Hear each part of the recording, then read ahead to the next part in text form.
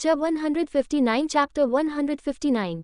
जब शिवानी ने उन सभी को बताया कि कनिका के चेहरे की हालत खराब हो चुकी है तो आशीष उसका चेहरा देखने के लिए बेताब था। ईशानी को पता था कि कनिका छोटी कॉस्मेटिक सर्जरी से गुजरी थी, लेकिन इससे उसके चेहरे का अधिकतर हिस्सा नहीं बदला था। अभी उसकी हालत कितनी दुखद हो सकती है। शिवानी ने कहा, अगर सब कुछ ठीक ठाक रहा तो कल ये खबर सामने आ जाएगी।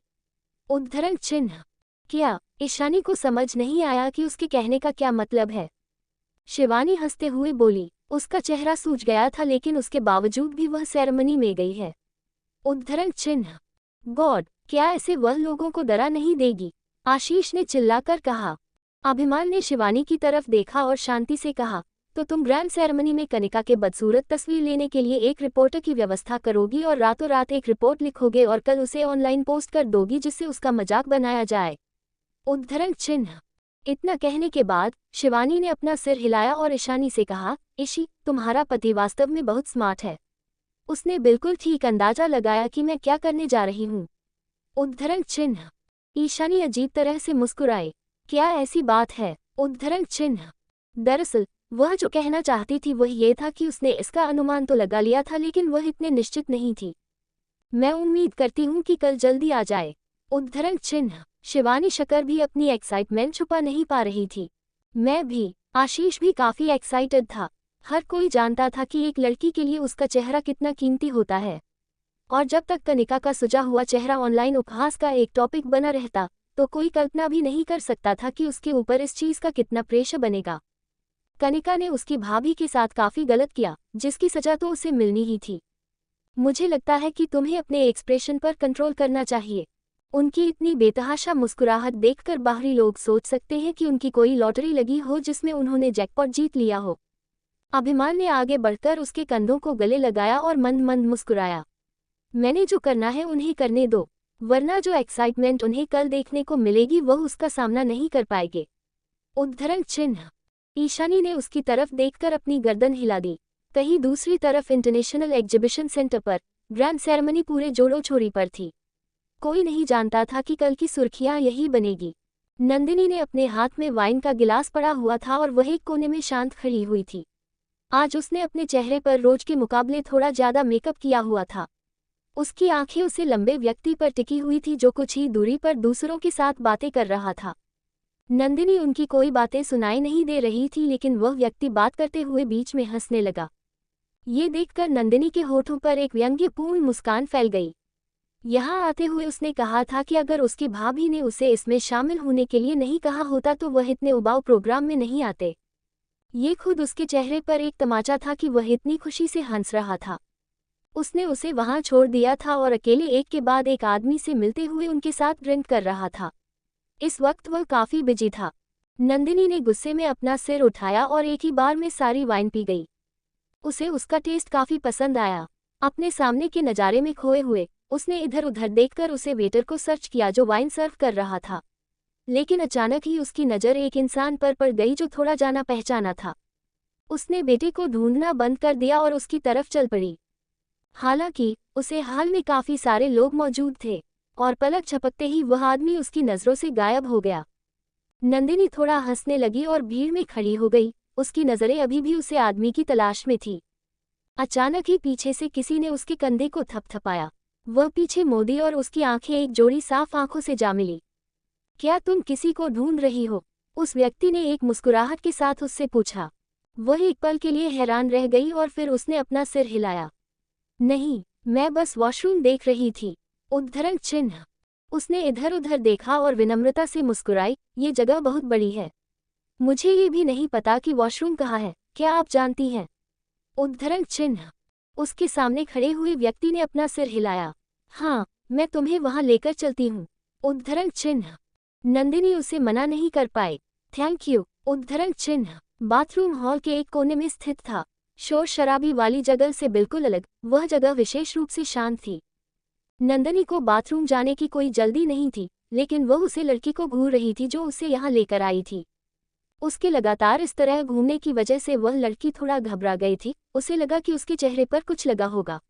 नंदिनी की नज़रों का पीछा करते हुए उसने अपना हाथ ऊपर उठाया और अपने चेहरे को छुआ, लेकिन उसे वहां कुछ फील नहीं हुआ। इसलिए उसने सावधानी के साथ उससे पूछा, तुम मुझे ऐसे क्यों देख रही हो? उद्धरण चिन्ह। नंदिनी ने उसको सवाल का कोई जवाब नहीं दिया। इसके बजाय वह उसकी तरफ देखती रही और कुछ देर बाद उसने उससे पूछा, क्या तुम गरिमा हो? उद्धरण चिन्ह। अचानक नंदिनी के मुंह से अपना नाम सुनकर वह एक पल के लिए हैरान रह गई और फिर अपनी गर्दन हिलाते हुए बोली, हाँ, मैं गरिमा ही हूँ। क्या हुआ? उद्धरण चिन्ह। ओह! नंदिनी की आंखें चमक उठी और वह तुरंत उसे गले लगाने के लिए दौड़ पड़ी। उसकी हरकतों से गरिमा को झटका लगा। उसने सोचा कि उसका सामने एक पागल लड़की से हुआ है और वह उसे दूर धकेलने के लिए संघर्ष कर रही थी। मैं ईशानी की दोस्त हूँ, नंदिनी। उद्धरण चिन्ह। ईशानी शब्द सुनकर गरिमा ठिठक गई। नंदिनी ने आगे कहा, उसके लिए इस सेरेमनी में पार्टिसिपेट करना सुविधाजनक नहीं था, इसलिए उसने मुझे अपनी ओर से यहाँ आने के लिए कहा था कि मैं तुमसे मिल सकूं और तुमको बता सकूं कि वह तुमसे मिलना चाहती है। उद्धरण चिन्ह। ईशानी उससे मिलना चाहती थी। गरिमा के चेहरे के भाव बदल गए और उसने अपनी आईब्रो सिकोड़ ली। क्यों? उद्धरण चिन्ह। नंदिनी ने उसे जाने दिया और पीछे हट गई। वह मुस्कुराया और उसने उसे समझाया, यह शायद वीडियो से रिलेटेड है। अगर उसे वक्त तुमने उसकी मदद नहीं की होती तो अभी हर कोई ईशानी को एक बुरी औरत समझ रहा होता। उद्धरण चिन्ह। वो कुछ भी नहीं था। गरिमा ने उदासीनता से कहा, हो सकता है कि तुम्हारे लिए कुछ भी ना हो, लेकिन ईशानी के लिए यह उसका आखिरी सहारा था। इसलिए वह तुमसे मिलना चाहती है और पर्सनली तुम्हारा शुक्रिया अदा करना चाहती है। उद्धरण चिन्ह। इसकी कोई जरूरत नहीं। गरिमा ने अपने हाथ फैलाए। उसने एक बार ईशानी को बहुत बुरी तरह से चोट पहुंचाई थी और वह वीडियो सिर्फ उसकी गलती का एक प्रायश्चित थी, जिस वजह से वह उसके शुक्रिया के भी लायक नहीं थी। कोई बात नहीं, लेकिन तुम्हें उससे मिलना ही होगा, नहीं तो वह बहुत दुखी होगी। उद्धरण चिन्ह। उसके बाद नंदिनी ने उसे एड्रेस बताया और जाने से पहले उसे आने के लिए एक बार और याद दिला दिया। गरिमा बाथरूम में खड़ी होकर नंदिनी द्वारा अभी कही गई बात के बारे में सोच रही थी। उसके मन के हालात काफी कम्प्लेक्स थे। बाथरूम से बाहर आकर नंदिनी ने हाल के चारों ओर देखा। हर कोई स्टेज की ओर बढ़ रहा था। यह अवार्ड सेरेमनी होनी चाहिए। यह इस सेरेमनी का एक और मुख्य आकर्षण था, एनुअल अवार्ड सेरेमनी। स्टेज के पास काफी सारे बड़े बड़े राउंड टेबल रखे हुए थे, जिन्हें व्हाइट टेबल क्लॉथ से कर किया गया था। हर टेबल के ऊपर वेज में सुंदर फूल रखे हुए थे और उन्हीं के आसपास काफी तरीके की मिठाई और कुछ और खाने की चीज रखी हुई थी। देखते हुए हर किसी ने अपनी सीट ले ली। नंदिनी एक तरफ खड़ी हुई थी। उसे समझ नहीं आ रहा था कि उसे किस तरफ जाना है या कहाँ बैठता है। उसने चारों तरफ देखते हुए रोहित की तलाश की, लेकिन यहाँ बहुत सारे लोग थे। खोजते खोजते उसकी आंखें दुखने लगी, लेकिन इसके बावजूद भी वह उसे नहीं दिखा। अंत में वह इतनी हतोत्साहित हो गई कि उसके कंधे कमजोर हो गए। छोड़ो, वैसे भी उसने वह सब काम तो कर ही दिया था जिसे उसने ईशानी से वादा किया था। उसे अब और देर के लिए यहाँ रुकने की कोई जरूरत नहीं थी। उसने एक आखिरी बार स्टेज की तरफ देखा और वहां से जाने के लिए मुड़ गई। लेकिन इससे पहले कि वह आगे बढ़ती, अचानक किसी ने उसकी कलाई पकड़ ली और उसे वहां रुकने के लिए मजबूर होना पड़ा।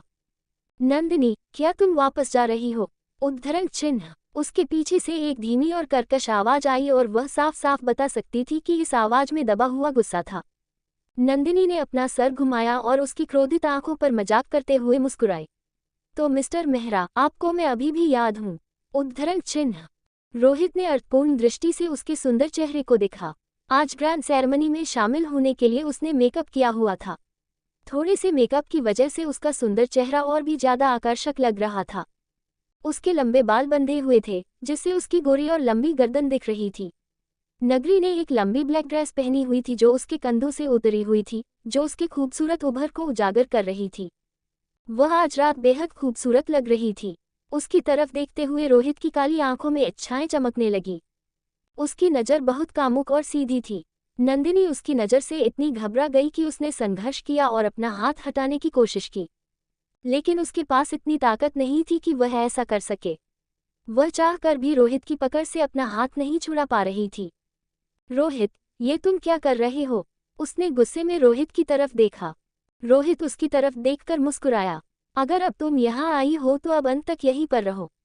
उद्धरण चिन्ह। इतना कहने के बाद उसने उसे पीछे खींच लिया और स्टेज की तरफ चल दिया। उसने उसे मना करने का मौका भी नहीं दिया। नंदिनी लड़खड़ाते हुए उसके पीछे गई और उसकी सीधी पीठ की ओर देखा और उसकी आंखों में भावनाएं धीरे धीरे जटिल हो गई। उस ग्रैंड सेरेमनी में मशहूर हस्तियों के अलावा काफ़ी सारी मीडिया भी शामिल थी। इसलिए रोहित द्वारा नंदिनी को खींचने के दृश्य की तस्वीर कुछ गलत इरादे वाले लोगों के द्वारा भी खींची गई थी।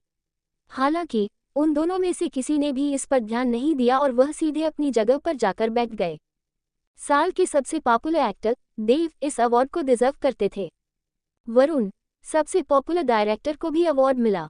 अधिकतर सारे अवार्ड प्रेजेंट होने के बाद सेरेमनी कपल एंटरटेनमेंट ग्रुप के प्रेसिडेंट की स्पीच के साथ खत्म किया गया। नंदिनी को उबासियां आ रही थी।